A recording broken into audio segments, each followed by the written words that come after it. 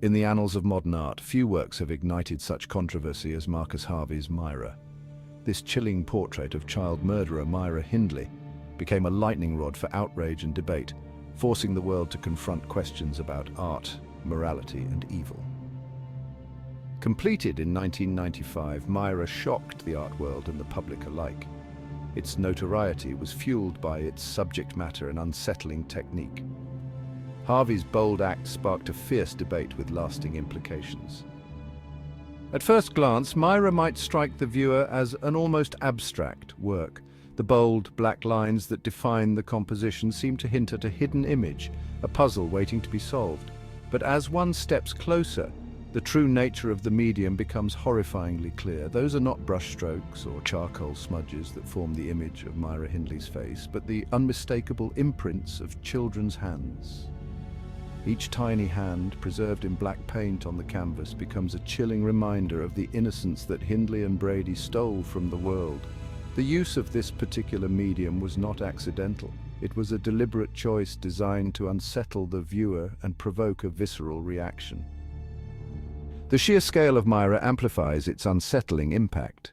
The painting is massive, dominating the viewer's field of vision and refusing to be ignored. Standing before it, one is confronted not just with the image of Myra Hindley, but with the overwhelming presence of those tiny handprints, each one a silent testament to the magnitude of her crimes.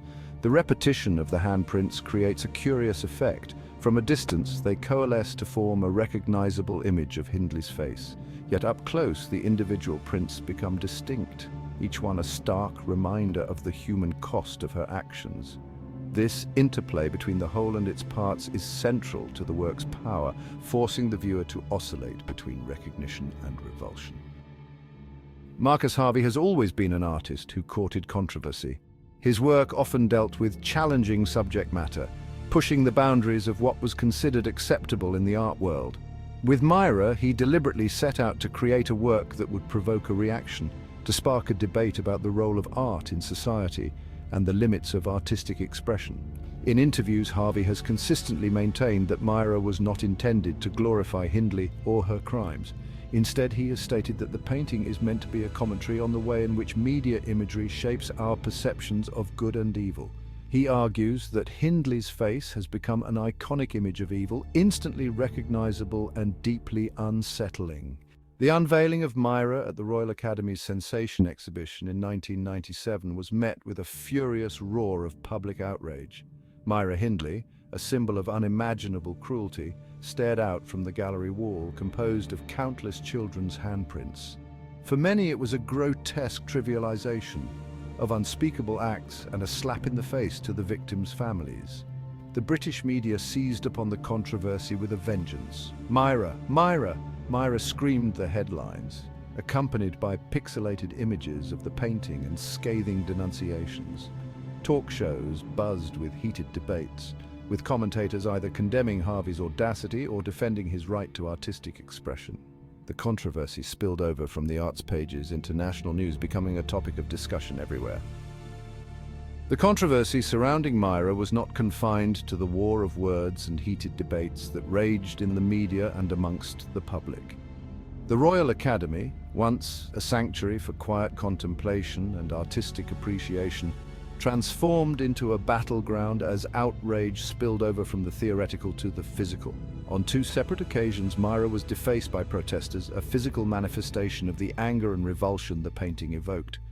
The first attack saw ink-filled eggs hurled at the canvas, their yolk-yellow stains a stark contrast to the stark monochrome of Harvey's work. The second, even more brazen, involved a pair of protesters breaching security and smearing the painting with black and red paint, attempting to obliterate Hindley's image.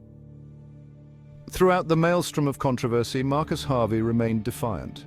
In interviews and public statements, he steadfastly defended Myra as a legitimate work of art, a carefully considered exploration of the complex relationship between image, representation, and the public's enduring fascination with evil. He rejected the accusations of sensationalism and exploitation, arguing that his intention was not to glorify Hindley or her crimes, but to hold a mirror up to society and force us to confront our own often uncomfortable relationship with the macabre. Harvey argued that Hindley's face had become, through the relentless churn of the media machine, a kind of modern-day Medusa, her image imbued with a chilling power to both repel and fascinate. The controversy surrounding Myra ultimately transcended the realm of art criticism and sparked a broader debate about the role of morality in art. Was there a line some wondered that artists should not cross, even in the name of freedom of expression? Was it ever acceptable to create beauty from ugliness, to find meaning in the midst of suffering? One of the most common defenses of Myra was rooted in the idea of art as a form of confrontation. Throughout history, art has served as a mirror reflecting society's anxieties, its hypocrisies, and its darkest impulses. From Goya's graphic depictions of war to Picasso's fragmented portraits of human suffering, artists have never shied away from confronting the uncomfortable and the grotesque.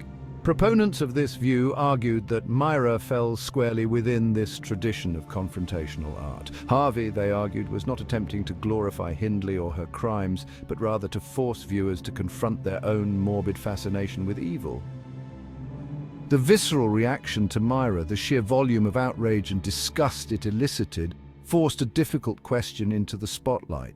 Can provocation itself be a legitimate artistic tool? Was Harvey merely aiming to shock, to court controversy for the sake of notoriety? Or was there a deeper artistic purpose behind the deliberate unsettling of his audience? Throughout art history, artists have challenged conventions, disrupted norms, and yes, provoked their audiences. From Caravaggio's gritty realism that shook the Renaissance to Duchamp's fountain that upended the very definition of art, provocation has often served as a catalyst for change, forcing a re-evaluation of established aesthetics and sparking vital cultural conversations. Beyond the canvas, Harvey's provocative oeuvre. Myra was not an isolated incident in Marcus Harvey's career. It stood rather as a stark and unsettling monument within a larger body of work characterized by its willingness to engage with difficult themes, challenge societal norms, and provoke strong reactions. Harvey's artistic vision was one that refused to shy away from the shadows, seeking instead to drag them into the light and force a confrontation with their unsettling presence. One recurring motif in Harvey's work was the reappropriation of iconic imagery, often drawn from the realms of politics, media, and popular culture. He would take familiar images, figures etched in the collective consciousness, and twist them, distort them, forcing viewers to re-examine their assumptions and confront the often hidden complexities beneath the surface.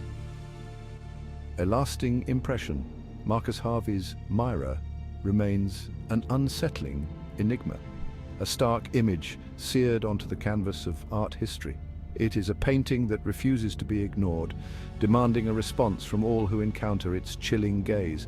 Composed of innocent handprints yet bearing the face of a child killer, it embodies a profound dissonance, a clash of innocence and evil that continues to resonate decades after its creation.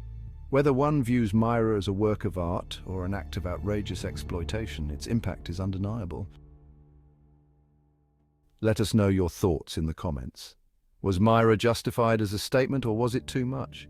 Don't forget to like this video, subscribe for more art discussions, and hit the bell so you never miss a controversial topic.